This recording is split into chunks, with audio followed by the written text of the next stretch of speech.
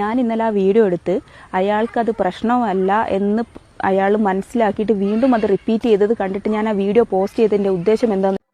കഴിഞ്ഞ ദിവസം ബസ്സിൽ തനിക്കെതിരെ ദീപക് ലൈംഗിക അതിക്രമം നടത്തിയെന്ന യുവതി ആരോപിച്ച വിഷയത്തിൽ ഇപ്പോൾ വലിയ രീതിയിലുള്ള ചർച്ചകളാണ് സോഷ്യൽ മീഡിയയിൽ വരുന്നത്. പയ്യന്നൂരിൽ വെച്ചാണ് ഈ സംഭവം നടന്നതെന്നും ആരോപണ വിധേയനായ ആൾ മറ്റൊരു യുവതിക്ക് സമീപം മോശം രീതിയിൽ പെരുമാറുന്നതായി കണ്ടെന്നും തുടർന്ന് തൻ്റെ അടുത്തെത്തിയപ്പോൾ വീഡിയോ ചിത്രീകരിക്കുകയായിരുന്നുവെന്നും യുവതി പറയുന്നുണ്ട്.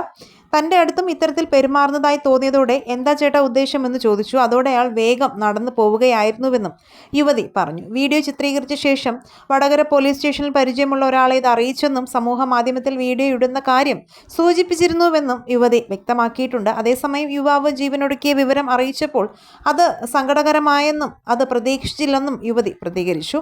അതേസമയം പോലീസ് സംഭവത്തിൽ വിശദമായ അന്വേഷണം നടത്താൻ തീരുമാനിച്ചിരിക്കുകയാണ്.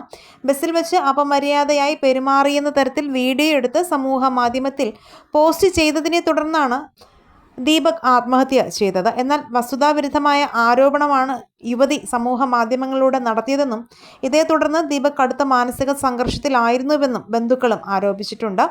ദൃശ്യം പ്രചരിച്ച സംഭവത്തെക്കുറിച്ച് വടകര പോലീസ് ദീപകിനോട് സംസാരിച്ചിരുന്നതായും സൂചനയുണ്ട്.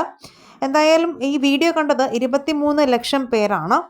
അതുകൊണ്ട് തന്നെ ഈ സമയം ബസ്സിൽ വെച്ച് അപമര്യാദയെ പെരുമാറി എന്ന് കാട്ടിയാണ് യുവതി റീൽസ് ചിത്രീകരിച്ച് ഇൻസ്റ്റാഗ്രാമിൽ പോസ്റ്റ് ചെയ്തത്.